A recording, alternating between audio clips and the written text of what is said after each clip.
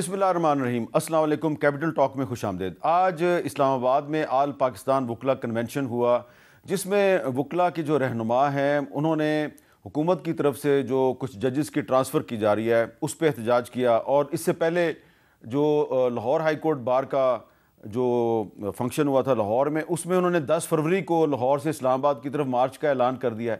صحافیوں کی مختلف تنظیمیں بھی آلریڈی جو ہیں وہ سڑکوں پر ہیں، اور اپوزیشن کی مختلف سیاسی جماعتیں بھی ایک گرینڈ الائنس بنانے کی تیاریوں میں مصروف ہیں۔ اور اس صورتحال میں آپ دیکھ رہے ہیں کہ پاکستان کے 2 صوبے جو ہیں وہاں پہ ہر دوسرے دن سیکورٹی فورسز کے جوانوں پہ کوئی نہ کوئی حملہ ہو جاتا ہے، اور یہ جو پچھلے چند ماہ ہیں ان میں پاکستان کے صوبہ بلوچستان اور خیبر پختونخوا میں درجنوں نہیں بلکہ سینکڑوں کی تعداد میں نہ صرف سیکورٹی فورسز کے جوان بلکہ عام شہری بھی اپنوں جانوں سے جا چکے ہیں۔ تو یہ جو ایک نئی لہر آئی ہے پاکستان میں بدامنی کی، خاص طور پہ جو سیکورٹی فورسز کے خلاف حملے ہو رہے ہیں، اس کے پیچھے اصل سازش کیا ہے اور کون ہے جو کہ اتنے بڑے پیمانے پر ان حملوں کو آرگنائز کر رہا ہے؟ آج وزیر اعظم شہباز شریف صاحب جو ہیں وہ ڈپٹی وزیر اعظم اسحاق ڈار صاحب اور وزیر دفاع خواجہ آصف صاحب کے ساتھ کوئٹہ گئے، اور وہاں پہ انہوں نے سی ایم ایچ میں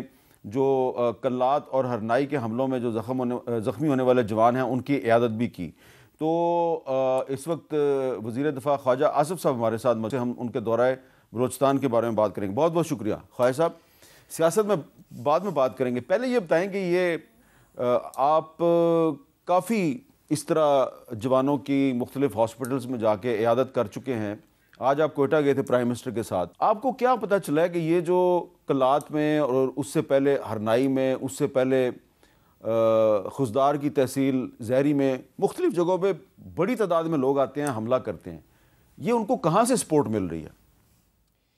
دیکھیں می صاحب، بسم اللہ الرحمن الرحیم، ایک تو یہ ہے کہ افغانستان سے جو ہے بڑا جو سوفسٹیکیٹڈ قسم کا اسلحہ ان کو میسر ہے، وہ خریدتے ہیں یا ان کو سپلائی کی جاتی ہے، جو بھی، اور یہ امریکی اسلحہ ہے؟ امریکی اسلحہ ہے، اور بہت سوفسٹیکیٹڈ اسلحہ ہے جو امریکہ وہاں پہ چھوڑ گیا تھا۔ اوبیسلی وہ سارا اسلحہ اٹھا کے تو نہیں لے کے جا سکتے تھے، انہوں نے جو بھی چھوڑا وہ لوگوں کے کام آ رہا ہے، ٹی ٹی پی کے بھی کام آ رہا ہے اور بی ایل اے کے بھی کام آ رہا ہے، ہمارے خلاف وہی استعمال ہو رہا ہے۔ یہ صرف بلوچستان میں اسلحہ نہیں استعمال ہو رہا ہے، یہ کے پی میں بھی وہی اسلحہ استعمال ہو رہا ہے۔ تو یہ ایک بہت بڑا جو آپ کہہ سکتے ہیں کہ ان کو ٹیکنالوجیکل ایک اکوپ کر دیا گیا ہے اس طریقے سے، اس اسلحے کی وجہ سے کہ ان کے جو شدت آئی ہے حملوں میں، ان میں کیجولٹیز بھی زیادہ ہو رہی ہیں اور حملے بھی جو ہے نا وہ ان کی فریکوینسی بھی بڑھ گئی ہے۔ لیکن انشاءاللہ تعالی میرا خیال ہے آہستہ آہستہ جو ہے کچھ ڈسٹرکس میں یہ کمی بھی آئی ہے، کچھ ڈسٹرکس میں زیادہ ہو گئے ہیں، لیکن یہ ایک جنگ ہے جو فوری طور پہ تو اس کا بندوبست جو ہے یا بند تو نہیں ہو سکتی، لیکن اس کا مقابلہ جس طرح ہماری افواج کے جوان کر رہے ہیں، آفسرز کر رہے ہیں۔ آج سے 4 روز پہلے میں نے ایک بچے کا جنازہ جو ہے اٹینڈ کیا جی ایچ کیو میں، اس میں جوائنٹ چیف آف جو ہے اس پریمزز میں نے کیا اٹینڈ، پرائم منسٹر کے ساتھ میں گیا ہوا تھا۔ اس کے 1 مہینہ پہلے شادی ہوئی تھی، ایگزیکٹلی 1 مہینہ پہلے شادی ہوئی تھی، دسمبر کی 28-29 کو شادی ہوئی ہے، 29 جنوری کو وہ بچہ شہید ہوا ہے، اس کے ساتھ ایک جوان بھی شہید ہوا تھا۔ تو اسی طرح ابھی جن 11 زخمیوں کو ہم مل کے آئے ہیں، ان میں 2-3 تو بڑے شدید زخمی ہیں، ایک کی جو ہے نا سکل جو ہے نا اڑ گئی ہوئی ہے، تو اس کو وہ ہوش میں نہیں ہے، آنکھیں کھلی ہیں لیکن وہ ہوش میں نہیں ہے۔ اس طرح ٹانگوں پہ فریکچر ہے، بازوؤں پہ فریکچر ہے، گولیاں لگی ہوئی ہیں۔ لیکن ان میں ایک کامن چیز جو مجھے نظر آئی ہے، 1 یا 2 کے علاوہ باقی سارے ہوش میں تھے، وہ سارے کہہ رہے تھے کہ جی ہماری صحت ٹھیک ہوتی ہے تو ہمیں پرائم منسٹر کو انہوں نے کہا جی عمرہ ضرور کرائیں، ہمیں جو ہے ہم حاضری دینا چاہتے ہیں روزے پہ، ہم خانہ خدا پہ۔ تو وہ ایک ان میں جوش یا ولولہ جو ہے اس کی کمی نہیں میں نے دیکھی، بلکہ میں نے دیکھا کہ اس زخمی ہو کے زیادہ ان میں ایک ڈٹرمنیشن جو ہے نظر آ رہی تھی۔ تو یہ جس طرح میرا خیال ہے کہ ہمارے جوان ہمارے آفیسرز لڑ رہے ہیں اور جانوں کی قربانیاں دے رہے ہیں، اس کی کوئی مثال نہیں ملتی، ہماری تاریخ میں بھی مثال نہیں ملتی کہ اتنی پروٹریکٹڈ جو ہے جنگ جو ہے، اتنی لمبی جنگ جو ہے جو لڑی جا رہی ہے، جس کی شدت میں پچھلے 3-4 سال میں بہت زیادہ شدت آئی ہے۔ اور آپ کو پتہ ہوگا کہ 2018 میں یہ تقریباً یہ معاملہ ختم ہو چکا ہوا تھا، ایک کا دکا کہیں پہ واردات ہوتی تھی۔ تو یہ دوبارہ جو اس میں جو آیا ہے، اس میں ایک بہت بڑا خصوصاً کے پی میں جو ہاتھ ہے، جو لوگ واپس لائے گئے، تشکیلیں آتی ہیں ان کے گھروں میں رہتی ہیں، ان کے گھروں سے پھر آگے آپریٹ کرتی ہیں، جو لوگ یہاں پہ لائے گئے تھے 2021 یا 22 میں میرا لائے گئے تھے، جی 2021 میں لائے گئے تھے، جو 6-7 ہزار آدمی لایا گیا تھا۔ تو میں سمجھتا ہوں کہ یہ جو بیگیج جو اس وقت ہم کیری کر رہے ہیں، خصوصاً دہشت گردی کے حوالے سے، اس کے اوپر آپ دیکھیں کہ 2013 میں میاں نواز شریف برسر اقتدار آئے، اس سے پہلے آپ دیکھ رہے ہیں کہ ہر شہر میں جو ہے دہشت گردی کے واقعات ہوتے، پنجاب بھی اس سے محفوظ نہیں تھا، لاہور میں بے شمار واقعات ہوئے، امن ہو گیا، 2018 میں پھر دوبارہ سٹارٹ ہو گیا، اب پھر جو ہے ایک لڑائی لڑی جا رہی ہے، انشاءاللہ تعالیٰ اس میں کامیابی ضرور ہوگی، میرا ایمان ہے کہ اس میں پاکستان جو ہے اب اس خلفشار پہ قابو پائے گا۔ لیکن اس کے ساتھ ساتھ جو ہے میرا خیال ہے کہ بہت سی چیزیں جو ہے سیاسی محاذ پہ بھی کرنے کی ضرورت ہے، دونوں صوبوں میں سیاسی محاذ پہ، خیر باقی دو جو صوبے ہیں پنجاب اور سندھ اس میں بھی ضرورت ہے، لیکن وہاں پہ بہت زیادہ ضرورت ہے، کیونکہ وہاں پہ جو ہے عام آدمی کی زندگی میں بہتری لانے کی ضرورت ہے، تاکہ ان لوگوں کو بھرتی کی جو ہے نا وہ گراؤنڈز نہ وہاں پہ اویلیبل۔ خالد صاحب، آپ نے ایک جو بات کی ہے کہ 2021 میں جو لوگ افغانستان سے واپس آئے اور پھر ان کو آباد کیا گیا، چلیں ایک تو فیکٹر وہ ہو گیا، لیکن ابھی پچھلے مہینے انڈیا کے جو نئے آرمی چیف ہیں انہوں نے ایک پریس کانفرنس کی ہے، اس پریس کانفرنس میں انہوں نے پاکستان کے خلاف ایک دفعہ پھر بہت سے پرانے الزامات لگائے ہیں، پاکستان کو ایپی سینٹر آف ٹیررزم قرار دیا ہے، اور ایسا لگتا ہے کہ انڈیا ایک دفعہ پھر جو ہے وہ پاکستان کے خلاف وہ جو پرانا اس کا نیریٹو ہے اس کو بلڈ کر رہا ہے۔ آپ کو یہ لگ رہا ہے کہ اس میں کوئی انڈیا کا بھی ہاتھ ہے، یہ جو کچھ بھی ہو رہا ہے؟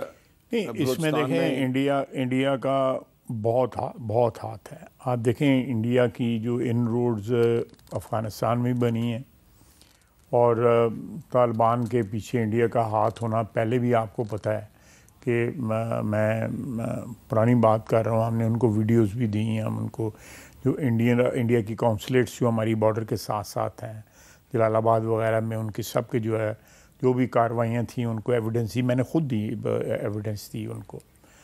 اور اسی طرح بی ایل اے کے تو لیڈرشپ وہاں پہ بیٹھی ہوئی ہے، ان کے تانے بانے جو ہے آج کے نہیں، مجھ سے آپ بہت بہتر جانتے ہیں کہ وہاں پہ دلی میں بھی لوگ بیٹھے ہوئے ہیں۔ پاکستان جو ہے وہ ایپی سینٹر آف دہشت گردی نہیں بلکہ سب سے بڑا وکٹم ہے دہشت گردی کا، اور میں اس کی وجوہات جو ہیں وہ پچھلی 30-40 سال کی تاریخ میں ڈھونڈتا ہوں کہ ہم نے جو جنگیں جو ہماری نہیں تھیں، جب اس میں جا کے حصہ لیا تو اس کا ایک نیگیٹو فال آؤٹ جو ہے پچھلے 20-25 سال سے ہم اس کو فیس کر رہے ہیں، اور سارے اس خطے میں تقریباً امن ہو گیا ہوا ہے۔ اچھا، لیکن صرف پاکستان جو ہے وہ اس جنگ کے جو ہے آفٹر افیکٹس جو ہیں، جس طرح زلزلے کے آفٹر افیکٹس ہوتے ہیں، وہ آج بھی شدت کے ساتھ محسوس کر رہا ہے۔ تو انڈیا پروپیگنڈا کرتا ہے، انڈیا جو ہے اس وقت انٹرنیشنل ٹیررزم میں سب سے آگے ہے، وہ کبھی وہ بندہ کینیڈا میں مار رہے ہوتے ہیں، کبھی امریکہ میں حملہ کرتے ہیں، کبھی برطانیہ میں حملہ کرتے ہیں، وہ تو انٹرنیشنلی انڈیا جو ہے آپریٹ کر رہا ہے ٹیررزم۔ چیمپئنز ٹرافی کا انعقاد جو ہے وہ بھی انڈیا کی ایک بہت بڑی ناکامی ہے۔ جیسے جیسے چیمپئنز ٹرافی قریب آ رہی ہے تو انڈیا کا جو میڈیا ہے اس کی طرف سے پاکستان پہ الزامات میں بھی بڑی تیزی آ رہی ہے۔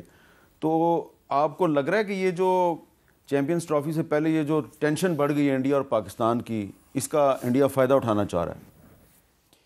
وہ روہت شرما جو ہے وہ انوگریشن میں بھی نہیں آ رہا۔ نہیں، انڈیا جو ہے حالانکہ ہم نے، میرا خیال ہے کہ ہمارے پی سی بی نے جو ہے اور وزیر داخلہ نے ہی وینٹ ان ایکسٹرا مائل کہ یہ ایک تو یہ یہاں پہ آئے، اور دوسرا جو ہے کہ یہ چیمپئنز ٹرافی کا ماحول خراب نہ ہو۔ اس میں کوئی ایسی نگیٹیوٹی نہ آئے کہ اس میں، کیونکہ ہمارے سرزمین پہ ہو رہا ہے، ہم اس کو ہوسٹ کر رہے ہیں، ہمارے یہ سارے مہمان ہوں گے، تو میں سمجھتا ہوں کہ ہماری اسٹیکس اس میں بہت زیادہ ہیں، اور انٹرنیشنلی اللہ نہ کرے یہ کوئی ایسا واقعہ ہو، لیکن انڈیا کبھی بھی کوئی ہمیں انٹرنیشنلی امبیرس کرنے کا موقع جو ہے نا وہ ہاتھ سے جانے نہیں دے گا. اس کے لیے ان کو کسی بھی حد تک جانا پڑے، ان سے کچھ بھی توقع کی جا سکتی ہے. تو میں آپ انڈیا کو خصوصاً کشمیر کے حوالے سے اور ادروائز دہشت گردی کے حوالے مجھ سے زیادہ فوکس آپ کا رہا ہوا ہے. آپ بہتر جانتے ہیں کہ یہ انڈیا جو ہے وہ تو کبھی بھی، آپ دیکھیں نا سب سے بڑی بات ہے کہ دہشت گردی وہ ایکسپورٹ کر رہے ہیں اور ویسٹ کو ایکسپورٹ کر رہے ہیں. برطانیہ میں واقعات ہو رہے ہیں، کینیڈا میں واقعات ہو رہے ہیں، امریکہ میں واقعات ہو رہے ہیں، the most civilised countries of the world, وہاں پہ دہشت گردی جا کے کر رہے ہیں. تو وہ ہم نے کہاں تک. اچھا، اب ہم نے بھی تو اس کا کوئی علاج ڈھونڈنا نا. آج ہمارے جو اپوزیشن لیڈر ہیں انہوں نے بھی، جو بلوچستان میں 18 جوان شہید ہوئے ہیں، انہوں نے بھی اس کا ذکر کیا. ذرا میں چاہتا ہوں خواجہ صاحب سنیں کہ وہ کیا کہہ رہے ہیں. بلوچستان میں تقریباً 18 شہادتیں ایف سی کے جوانوں کی ہوئی ہیں. بلوچستان کے 8 اضلاع میں پاکستان کا جھنڈا کوئی نہیں لہرا سکتا، قومی ترانہ نہیں گا رہے ہیں. 1971 والی سچویشن ٹوٹل آئی ہوئی ہے. مسنگ پرسن ایک بہت بڑا ایشو ہے بلوچستان میں، پورے ملک میں ہے. ہوش کے ناخن دے کس ڈگر جا رہا ہے ہمارا ملک. شہباز شریف آ کے قومی اسمبلی میں وہاں پہ اسپیچ نہیں کر سکتا، اس میں ہمت نہیں ہے. یہ سب کے سب ڈرپوک لوگ ہیں. اچھا چلیں، یہ اب انہوں نے شہباز شریف صاحب پہ بھی تنقید کر دی ہے، لیکن خواجہ صاحب جب تحریک انصاف کی حکومت تھی تو اس وقت بھی یہ واقعات ہوتے تھے. کیا پاکستان کی قومی اسمبلی میں بلوچستان کی صورتحال پہ ایک کھلی ڈبیٹ نہیں ہونی چاہیے؟ بالکل ہونی چاہیے.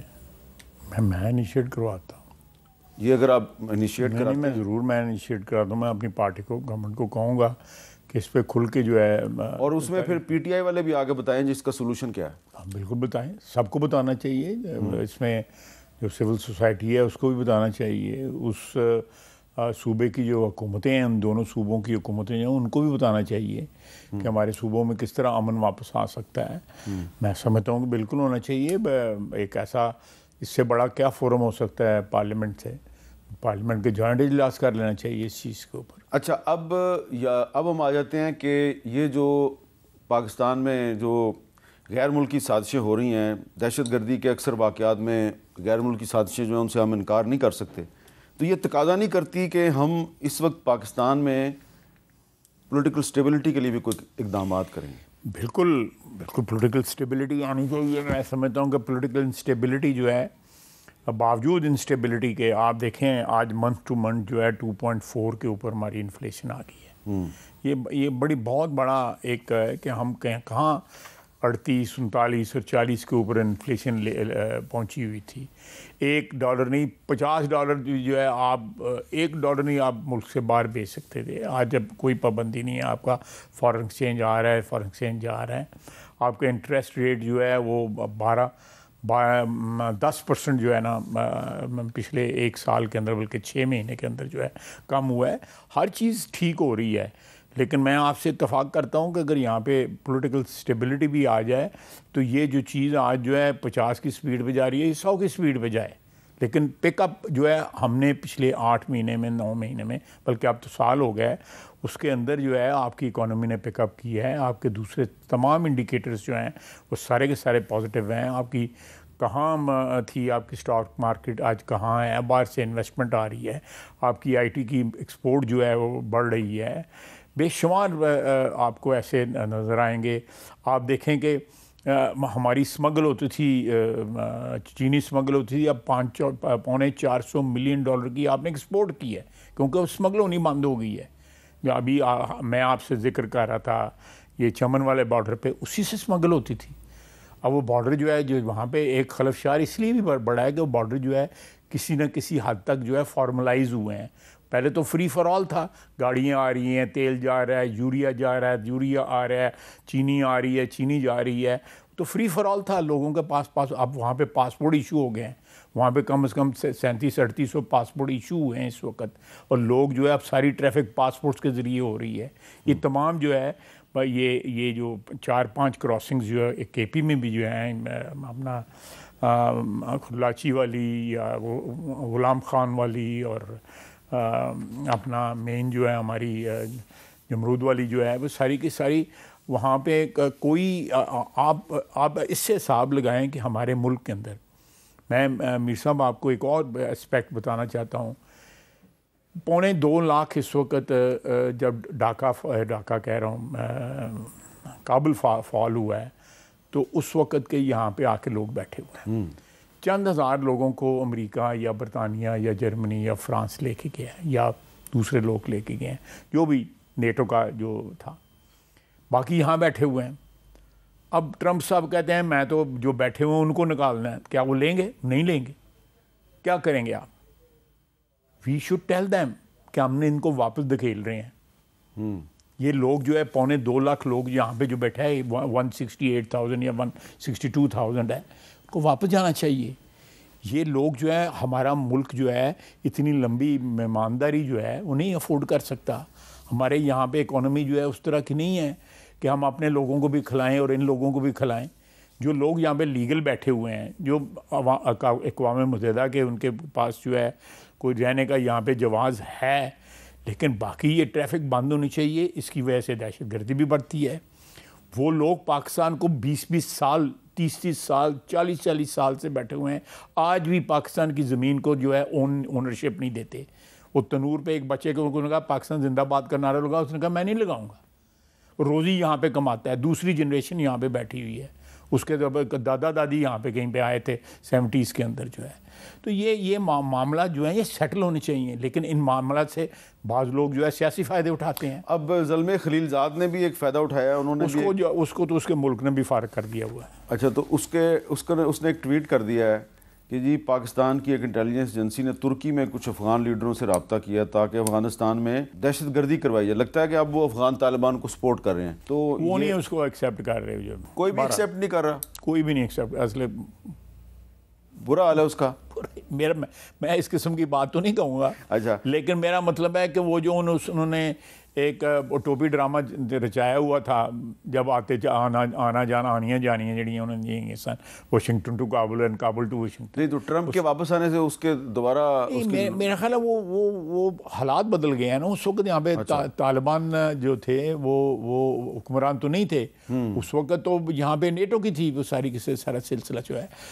جب سے نیٹو یہاں سے گئی ہے اور طالبان آئے ہیں تو ان کی آنی جانی دیکھا ختم ہو گئی ہوئی ہیں۔ آخر میں یہ بتائیں کہ یہ فاکس نیوز نے ایک آرٹیکل چھاپا ہے، آپ کو پتہ ہے فاکس نیوز پرو ٹرمپ ہے؟ جی مجھے بھی پتہ۔ وہ کہہ رہا ہے جی jailed ex Pakistani prime minister Imran Khan draws parallels to president Trump in fight for justice, اور کہا جی کہ ٹرمپ کے اقتدار میں آنے کے بعد امید کی جا رہی ہے کہ وہ عمران خان کی رہائی کے لیے پاکستان پہ دباؤ ڈالیں گے، اور کافی لمبا چوڑا آرٹیکل ہے۔ تو آپ کو لگ رہا ہے کہ میرے نہیں خیال پاکستان کے ساتھ جو امریکہ کا تعلق ہے اس کی جو کینوس ہے وہ بہت براڈ ہے، وہ ایک شخص کے اوپر یا ایک پارٹی کے اوپر یا ایک واقعے کے اوپر جو ہے محدود نہیں ہے۔ یہ جو ولسن جو ہے، یہ جو ولسن نے پہلے بھی عمران خان کے حق میں ٹویٹس کی تھیں، یہ ان کا کانگریس کا ممبر ہے، اب یہ کہہ رہا ہے کہ یہ جو فاکس نیوز کا جو آرٹیکل ہے یہ سارے پڑھیں، اور نیچے پھر اس نے لکھا ہے فری عمران خان۔ تو یہ اس سے تو دیکھیں نا، جو پہلے اور لوگوں نے جو ٹویٹ کیے تھے انہوں نے اپنے ٹویٹ ڈیلیٹ کر دیے ہیں، وہ بھی تو ہوا ہے نا۔ ہاں، رچرڈ گرنیل نے کیا، ایک دو اور نے بھی کی ہیں، تو یہ تو بار بار کری جا رہا ہے۔ وہ ہر قسم کے بندے ہر جگہ ہوندے نے۔ تسی قوالی کرانا چاہتے ہو کہ سارے ہی تو اچھا، آپ کے کہنے کا مطلب یہ ہے کہ جو پاکستانی گورنمنٹ کی انگیجمنٹ ہے جی وہ ٹھیک ہے، اس کے نتائج سامنے آ رہے ہیں۔ الحمدللہ۔ بہت بہت شکریہ خواجہ محمد آصف صاحب نے ہمارے سے بات کی، اور ہے، اور وہ یہ ہے کہ جو اپوزیشن جماعتیں کافی عرصے سے ایک الائنس بنانے کی کوشش کر رہی ہیں، جس میں اسد قیصر صاحب جو ہیں وہ کافی ایکٹیو ہیں۔ کوششیں ان کی کامیاب ہوں گی یا نہیں ہوں گی، اس پہ بات کرتے ہیں اسد قیصر صاحب سے ایک وقفے کے بعد۔ کیپٹل ٹاک میں دوبارہ خوش آمدید، اور اب ہم بات کریں گے پاکستان تحریک انصاف کے سینئر رہنما قومی اسمبلی کے سابق اسپیکر جناب اسد قیصر صاحب سے۔ اسد قیصر صاحب، بہت بہت شکریہ، آپ نے ہمیں وقت دیا۔ سب سے پہلے تو یہ بتائیں کہ آپ کافی عرصے سے کوشش کر رہے ہیں اپوزیشن جماعتوں کا ایک گرینڈ الائنس بنانے کی، تو آپ کی کوششیں جو ہیں وہ اب کہاں تک پہنچی ہیں؟ شکریہ امین میر صاحب، آپ کی بہت مہربانی۔ آپ کو پتہ ہے کہ 8 فروری کو ہمارا بہت بڑا جلسہ ہے، تو اس کے لیے میں جو ہے نا خود یہاں سوابی شفٹ ہو گیا ہوں اور 8 تاریخ تک یہاں آؤں گا، کیونکہ یہ ہمارے لیے بہت بڑا امپورٹنٹ ایونٹ ہے۔ الائنس کے حوالے سے ہماری تیاری پوری ہے۔ اس دن ہم نے عاشق زئی صاحب کے ساتھ ڈیٹیل ڈسکشن کی ہے، علامہ صاحب اور احمد رضا صاحب اور باقی جو ہمارے پارٹی کی سینئر لیڈرشپ ہے، ہم نے بیٹھک کی ہے۔ اور بینگر صاحب چونکہ وہ اس کے بھائی کی فوت ہوئی ہے، وہ بلوچستان ہے، تو اسی ہفتے وہ جو ہے نا کراچی پہنچ جائیں گے۔ تو 8 کے بعد ہماری عملاً جو ہے نا انشاءاللہ اقدامات شروع ہو جائیں گے۔ شاید خاقان صاحب بھی باہر گیا ہوا تھا، وہ بھی آ چکے ہیں، تو 8 کے بعد ہماری بیٹھک لگے گی انشاءاللہ تعالی۔ اچھا، میں آپ کو آپ کے کچھ پرانے بیانات ہمارے پروگرام میں اور باقی مختلف جگہوں پہ آپ نے جو اپوزیشن کے الائنس کے حوالے سے کیے، ذرا میں آپ کو سنوانا چاہتا ہوں، پھر میں سوال کرتا ہوں۔ پارٹیاں ہیں جس کی کنسرنز ہے اس الیکشنز کے اوپر، ہم سب کو اکٹھا کرنا چاہتے ہیں ون پوائنٹ ایجنڈا پہ کہ اس ملک میں فری اینڈ فیئر الیکشن ہو۔ مین اپوزیشن پولیٹیکل پارٹیز ہے، اس کو تقریباً ہم نے اکٹھا کر لیا ہے۔ عید تک جو ہے نا میں دیکھ رہا ہوں کہ ایک بہت بڑی الائنس ہوگی انشاءاللہ تعالی۔ آپ نے جو کہا تھا کہ ہم 15 دن کے اندر اندر ایک بہت بڑا الائنس بنانے والے ہیں، وہ کدھر گیا؟ وہ نزدیک ہے، آپ کو زیادہ دیر نہیں، انشاءاللہ آپ کو اب تک 10 دن میں اس کی انشاءاللہ پازیٹیو نظر۔ سندھ میں بھی پولیٹیکل پارٹیز کے ساتھ ہماری بات چیت ہو چکی ہے اور وہ بھی ہمیں جوائن کر رہے ہیں، تو اس کو ہم آہستہ آہستہ اس کو بڑھا رہے ہیں۔ ہمیں الٹیمیٹلی عوام کے پاس جانا ہوگا، اور اس دفعہ ہمارا ارادہ ہے کہ ہم اسے براڈ بیس الائنس بنانا چاہتے ہیں، اور وہ صرف ون پارٹی ایجنڈا ہوگا، سپریمیسی آف کنسٹیٹیوشن۔ اچھا اسد قیصر صاحب، پچھلے سال سے آپ کی کوشش جاری ہے، آپ نے ملاقاتیں بھی کی ہیں، آپ کے خیال میں بڑی وجہ کیا ہے کہ پچھلے 1 سال میں آپ کی مولانا فضل الرحمان صاحب سے اور باقی جو اپوزیشن کے رہنما ان سے ملاقاتیں تو ہوتی رہی ہیں لیکن گرینڈ الائنس نہیں بن سکا؟ اس کی کیا وجہ ہے؟ نہیں، سب سے پہلے تو یہ ہے کہ مولانا صاحب کے ساتھ تو ہماری ملاقات ہوتی رہی، اور اس وقت ہمارا ایک اور ہی سوچ پہ ہم کام کر رہے تھے۔ ہم سوچ رہے تھے کہ ہم ایک الائنس کے اندر سب کو بلائیں گے۔ ابھی ہم نے سوچ چینج کر دیا، ابھی کسی نے الائنس جوائن کرنا ہے یا نہیں جوائن کرنا ہے، ایجنڈا پہ، یعنی ون پوائنٹ ایجنڈا کہ سپریمیسی آف کنسٹیٹیوشن، اس کے اوپر ہم سب کو متفق ہوں گے۔ وہ لازم نہیں ہے کہ وہ الائنس کی اس میں آ جائیں گے، شکل میں آ جائیں گے، لیکن اس ایک پوائنٹ ایجنڈا پہ ہم نے مشترکہ طور پر آگے بڑھنا ہے۔ اور اس پہ ہم نے شاید خاقان صاحب سے بات کی ہے، جی ڈی اے سے بھی بات کی ہے، باقی دیگر چھوٹے چھوٹے پارٹیوں سے بھی بات اس پہ کی ہے۔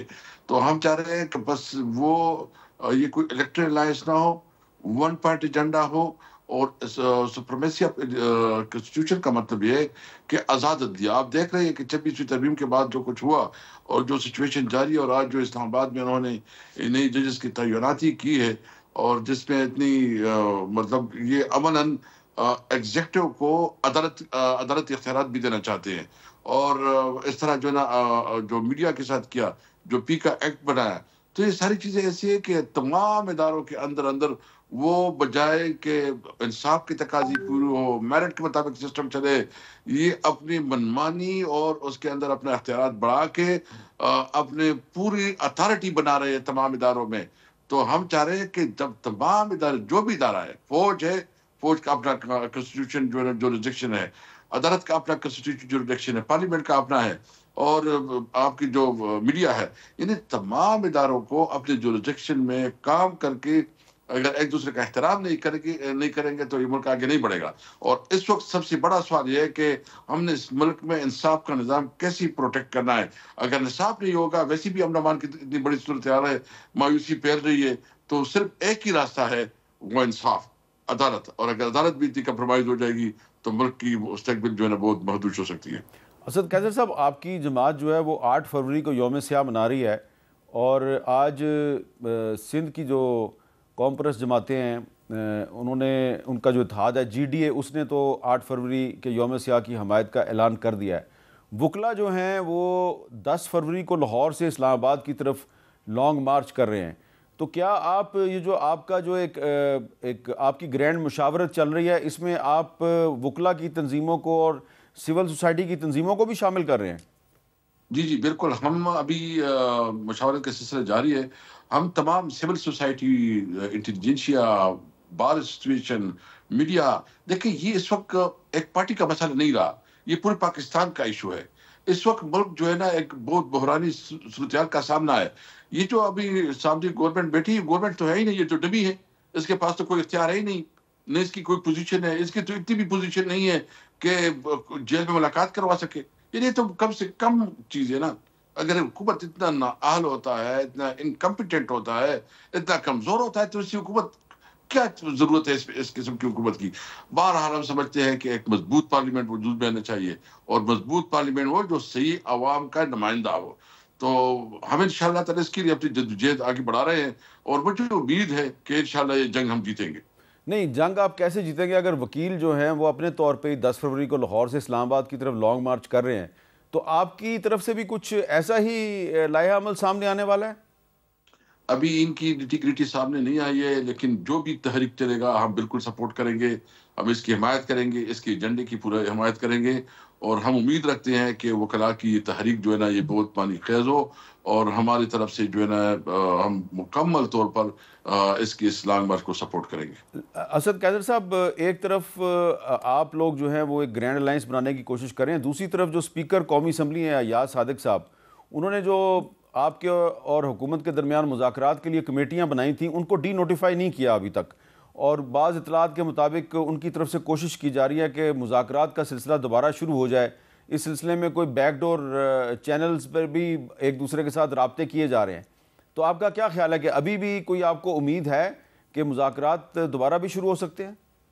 نہیں, ہمارے ساتھ تو کوئی رابطہ نہیں ہوا ہے. اصل میں ہم کو اندازہ ہو گیا کہ ان بیچاروں کی کیا حیثیت ہے.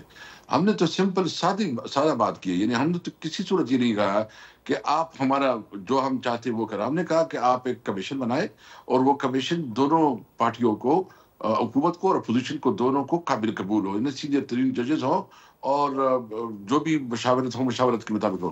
یعنی یہ تو ہمارا بہت ہی سمپل اور جائز مطالبہ ہے. ایک مطلب ہے کہ اور ہم کیا کہہ سکتے ہیں. ہم نے تو یہ بھی نہیں کہا کہ آپ ہمارا مینڈیٹ واپس کریں. ہم نے یہ اور بھی چیزیں, ہم نے یہ بھی نہیں کہا اس کو کہ آپ ہمارے جو, ہم نے کہا کہ آپ رہائی کروا دیں. صرف اتنی مہربانی کریں کہ عدالت کے اوپر جو آپ کا پریشر ہے, آپ جو ڈنڈا رکھا ہوا ہے وہ اٹھائے. آج ہمارا ایک اٹک جیل میں ہمارے سوابی کا ہمارا رشتہ دار ہے, وہ 74 سال کا ہے. آج اس کو ہارٹ اٹیک ہوا ہے. ادھر ایک دم پہلے بھی ہارٹ اٹیک ہوا, آج اٹیک ہوا, وہ ادھر پڑا ہوا ہے. یعنی اس صورتحال میں کہ اپنے بزرگوں کو بھی پکڑا ہے, بچوں کو بھی پکڑا ہے, اور جو ہمارے لوگوں کو پکڑا تھا وہ ادھر 7-8 FIR میں ہے. پنڈی میں مزید FIR میں اس کو جو ہے نا شامل کیا گیا, اور یہاں 350 ہمارے اٹک سے جو ہمارے قیدی وہ لے کے آئے ہیں پنڈی میں, مختلف تھانوں میں اس کو جو ہے نا رکھا ہوا ہے. 5 دن مزید ریمانڈ لیا. یعنی عدالتیں اگر انصاف نہیں کریں, میں تو چیف جسٹس آپ کے ذریعے جو ہے نا چیف جسٹس آف پنجاب سے جو ہے نا ریکویسٹ کرتا ہوں کہ دیکھیں تقریباً 1 مہینے سے زیادہ ہوا ہے, ہم نے پٹیشن داخل کی ہوئے, وہ لگ نہیں رہی, کیونکہ ہم نے, یہ ہمارا قانونی حق ہے, ہم اپنا قانونی حق مانگتے ہیں. اگر آپ ہمیں انصاف نہیں دیں گے, ہمیں بتائیں ہم کدھر جائیں گے. اس لیے ہمیں انتہائی مایوسی ہے جو پنجاب ہائی کورٹ کا ہم مطالبہ کرتے ہیں کہ ہمیں انصاف دی جائے. اچھا, آپ کی پارٹی کے بانی چیئرمین عمران خان صاحب نے آرمی چیف کو ایک خط لکھ دیا ہے. اس خط میں 5-6 نکات انہوں نے بیان کیے ہیں, لیکن کچھ جو آپ کے مخالف ہیں وہ یہ کہہ رہے ہیں جی کہ دیکھیں آپ جن کو بلیم کرتے ہیں, جن پہ الزام لگاتے ہیں, پھر انہی کو خط لکھ کے تو آپ ان سے ریلیف کی بھیک مانگ رہے ہیں. تو اس خط پہ بات کرتے ہیں آپ کے ساتھ ایک وقفے کے بعد. کیپٹل ٹاک میں دوبارہ خوش آمدید. عمران خان صاحب نے army chief general Asim Munir کو ایک خط لکھا ہے. خط کی تفصیلات جو ہیں وہ تو سامنے آ چکی ہیں, لیکن سوال اٹھایا جا رہا ہے کہ جناب ایک طرف تحریک انصاف جو ہے وہ حکومت کے خلاف ایک تحریک چلانے کی تیاریوں میں مصروف ہے, دوسری طرف آرمی چیف کو خط بھی لکھے جا رہے ہیں. تو اسد قیصر صاحب, اگر آپ یا تحریک انصاف کا کوئی اور لیڈر جو ہے وہ اگر آرمی چیف کو خط لکھے تو کہا جائے گا جی کہ آپ جو ہیں وہ خوف زدہ ہو چکے ہیں, آپ نے سرنڈر کر دیا ہے. تو عمران خان صاحب نے خط کیوں لکھ دیا؟ دیکھیں, اس وقت تو آپ کو پتہ ہے کہ ہم نے ان کے ساتھ مذاکرات کی, کوئی نتیجہ نہیں رکھا. ہم ان کے ساتھ بیٹھے, ان کے پاس اتنا اختیار بھی نہیں ہے کہ ہماری ملاقات بھی کروا سکے. تو ریئل مالک تو وہی ہے جس کو خط لکھا ہے. یہ تو باقی تو ڈمی بیٹھے ہیں, اور اس کو ہم نے, عمران خان نے تو کوئی سی بات نہیں کی, اس نے وہی مطالبات دہرائے جو ہمارے مطالبات ہیں. اور ہم سمجھتے ہیں کہ اس مطالبات پہ جو عمران خان نے کہا ہے کہ آپ جو ہے نا اپنی پالیسی شفٹ کروا دے, اپنی جو ہے اس وقت مہنگائی کا دورہ ہے, یا جو ہے نا اس وقت جو فیصلے ہوئے ہیں وہ انصاف کے تقاضے پورے نہیں کر رہے. تو بالکل یہ اس وقت تو عملاً یہ جو حکومت ہے یہ ایک شو پیس ہے. اس کے پیچھے پاور جو ہے نا انہی کے پاس ہے. اور ہم امید رکھتے ہیں کہ اگر یہ جو پاکستان کو آگے بڑھانا ہے تو جو قانون کے مطابق جو ہمارا انصاف کے تقاضے کے مطابق جو ہمارا حق ہے ہمیں ہمارا حق ملنا چاہیے. اور ہم چاہتے ہیں کہ دیکھیں فوج جو ہماری ہے ہم فوج کو کسی صورت میں فوج کے ساتھ جو ہے نا تنازعات نہیں بڑھانا چاہتے.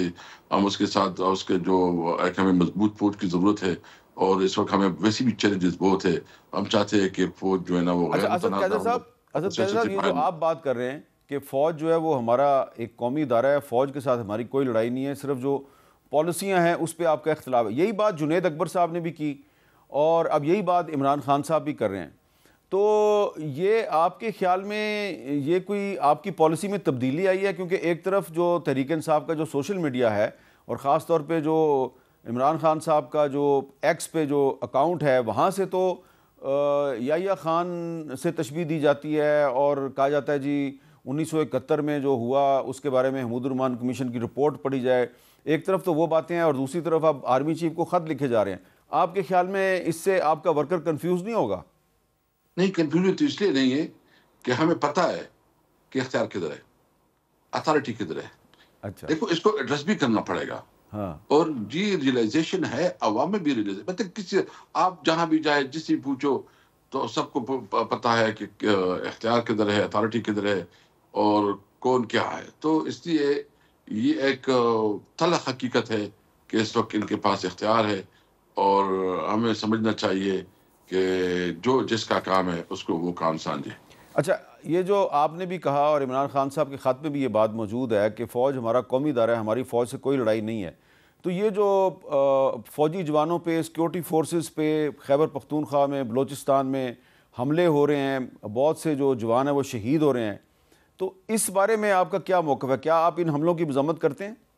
بالکل, ہم ان کی عملوں کی مذمت بھی کرتے ہیں. ہم اپنی فوجی جوانوں کی شہادت کو جو ہے نا اور ان کی قربانیوں کو سراہتے ہیں, خراج تحسین پیش کرتے ہیں. لیکن ہم سمجھتے ہیں کہ اس کی پالیسی جو ہے جو خان صاحب نے کہا, دیکھیں آپ نے افغانستان کے ساتھ ایک غیر ضروری محاذ کھول لیا. ہمارے اس کے ساتھ تجارت کے بہت زیادہ جو ہے نا مراسم تھے. ٹریڈ ہمارا جو ہے نا جو ہمارے یہ بیلٹ ہے پختون بیلٹ, اس کا زیادہ تر ٹریڈ جو ہے نا افغانستان کے ساتھ ہوتا ہے. اور ہم نے ہماری حکومت میں ایک اضافی ہم نے ایک شک ڈالا جو پاک افغان ٹرانزٹ ٹریڈ ہے کہ ہمارا سینٹرل ایشیا تک ہمیں ایکسس ملے, ہمارا ٹرانسپورٹ چلے جائے, وہ شروع ہو گیا تھا. تو ہماری یہ اگر ہمارا یہ پشتون بیلٹ اگر آپ افغانستان میں ہمیں ٹریڈ کا موقع دے, آپ سینٹرل ایشیا کے ساتھ دے, رشین اسٹیٹ کے ساتھ دے, تو یہ بیلٹ میں خوشحالی آئے گی, روزگار آئے گا اور یہ لوگ جو ہے نا نفرتیں ختم ہو جائے گی, ایکسٹریمزم جو ہے نا کمزور ہو جائے گا اور لوگ مطلب ایک امید پیدا ہو جائے گی. آپ جو روزگار بند کرتے ہیں, آپ جو نا ایگو اور انا کی بنیاد پر ساری پالیسیاں بناتے ہیں. کسی صورت میں آپ نے ایران کے ساتھ بھی تعلقات خراب کیے ہیں. ہم ٹریڈ کو, تجارت کو دوام دینا چاہتے ہیں اور سمجھتے ہیں کہ یہ ایک امید کی واحد راستہ ہے. ہاں, اگر کوئی معاملات ہے, کوئی کنسرن ہے تو اس کے لیے جو ہے نا ٹیبل پہ بیٹھا جائے, ڈپلومیٹک چینل کو استعمال کیا جائے یا اپنے جو دوست ممالک ہے اس کو انوالو کرے. ہمارے علاقوں کی جرگے اس پہ استعمال ہو سکتی ہے, راستہ نکل سکتا ہے, سنسیریٹی ہونی چاہیے. اچھا, اب ہم آخر میں کچھ حقائق جو ہیں وہ عوام کے سامنے لانا چاہتے ہیں. بات ہو رہی ہے جی بلوچستان کے حالات بڑے خراب ہیں, خیبر پختونخوا کے حالات بڑے خراب ہیں, لیکن آپ کو ہم بتاتے ہیں کہ اسلام آباد میں کیا حالات ہیں اور اسلام آباد کی جو پولیس کے افسران ہیں وہ کس قسم کے اعلانات آج کل لاؤڈ سپیکر پہ کر رہے ہیں. ذرا دیکھیے کہ اسلام آباد پولیس کے ایک افسر جو ہیں وہ بسنت کے حوالے سے ایک اعلان کر رہے ہیں, لیکن ان کی ذرا زبان دیکھیے وہ کیا زبان استعمال کر رہے ہیں. پوری اعلان سن لو. اشفاق ولایت ایس ایچ او سیکریٹریٹ بول رہا ہوں, اپنے بچوں کو منع کر دیں. یہ کوئی بھی پتنگ بازی نہیں کرے گا, یہ خونی کھیل ہے جس سے کسی کی بھی جان ضائع ہو سکتی ہے. اگر کسی کا بچہ پتنگ بازی کرتا ہوا پکڑا گیا اس کے باپ پر پرچہ دوں گا اور روڈ کے درمیان اس کو جوتے ماروں گا اور اس کا گھر بھی ڈیمالش کروں گا. یہ کان کھول کر سن لیں, اپنے بچوں کو منع کر دیں. اب یہ جو اشفاق وڑائی صاحب ہیں, ایس ایچ او تھانہ سیکریٹریٹ, چلیں اگر بسنت کو روکنے کی کوشش کر رہے ہیں, ان کو کسی نے حکم دیا تو وہ تو ٹھیک ہے, لیکن یہ کہہ رہے ہیں کہ اگر کسی کا بچہ پتنگ بازی میں ملوث پایا گیا تو اس کے باپ پہ پرچہ دوں گا اور اس کو جوتے ماروں گا اور اس کا گھر ڈیمولش کر دوں گا. گھر ڈیمولش آپ کس قانون کے تحت کر سکتے ہیں؟ اب یہ وہی صاحب ہیں جنہوں نے کچھ عرصہ پہلے اسلام آباد میں جو بلوچستان سے خواتین اور بچے آئے تھے ان پہ بھی انہوں نے تشدد کیا تھا، لیکن یہ ساری پولیس اس طرح کی نہیں ہے۔ پولیس افسر کو کس طرح اعلان کرنا چاہیے، اس کی بھی ایک مثال ہم اسلام آباد پولیس سے ہی دیتے ہیں، ذرا یہ بھی سنیں۔ ایک ضروری اعلان سماعت فرمائیں۔ اسلام آباد کے شہریوں کی حفاظت کو پیش نظر رکھتے ہوئے شہر بھر میں پتنگ بازی پر پابندی لگائی گئی ہے۔ تمام شہریوں سے التماس ہے کہ پتنگ فروخت کرنے والوں اور پتنگ بازی کرنے والوں کے بارے میں فوراً پولیس کو آگاہ کریں۔ جو کوئی بھی شخص پتنگ بازی یا پتنگ فروخت کرے گا اس کے خلاف قانونی کارروائی عمل میں لائی جائے گی۔ اب یہ اعلان جو ہے یہ قانون کے عین مطابق ہے، اور اس سے پہلے جو اعلان کیا گیا ایس ایچ او تھانہ سیکریٹریٹ کی طرف سے، وہ اعلان جو ہے وہ لاقانونیت پھیلا رہا ہے، اس میں لاقانونیت ہے۔ میں تمہارے باپ پہ پرچہ کروں گا، جوتے ماروں گا، تمہارا گھر ڈیمولش کروں گا۔ یہ جو گھر ڈیمولش کرنے کی مینٹیلٹی ہے نا، یہ کہاں سے آئی ہے؟ یہ انڈیا میں جو بی جے پی کی حکومت ہے وہ مختلف شہروں میں مسلمانوں کے گھر ڈیمولش کر رہی ہے، مسمار کر رہی ہے۔ تو یہ جو ایس ایچ او صاحب جو ہیں یہ اسلام آباد کو انڈیا بنانا چاہتے ہیں، اور وہاں پہ تو مسلمانوں کے گھر ڈیمولش کرنے میں بی جے پی ملوث ہے، یہاں پہ یہ مسلمان ایس ایچ او مسلمانوں کو دھمکی دے رہا ہے کہ ہم تمہارا گھر ڈیمولش کر دیں گے۔ تو اسد قیصر صاحب یہ بس ویسے ہی آپ کو سنانا تھا اور پاکستانی قوم کو بتانا تھا۔ مودی صاحب کو تحفے میں دینا چاہیے، اس کو کہہ دیں کہ بہت بڑا سفارتی ان کو ایک اچھا تحفہ مل جائے گا مودی صاحب کو۔ ہاں، اگر یہ ایس ایچ او صاحب جو ہیں اگر انہوں نے اپنے اعلان پہ عمل درآمد کر دیا، سب سے زیادہ فائدہ انڈیا کو ہوگا، کیونکہ جب پاکستان میں مسلمانوں کے گھروں کو ڈیمولش کیا جائے گا صرف پتنگ اڑانے کے الزام میں، تو فائدہ تو پھر پاکستان کے دشمن ہی اٹھائیں گے نا۔ تو اس طرح سے ہم اپنے ہی ملک میں اپنی ہی پالیسیوں سے اپنے جو لوگ ہیں ان کو اپنا دشمن بناتے ہیں۔ مجھے دیجیے اجازت، اللہ حافظ۔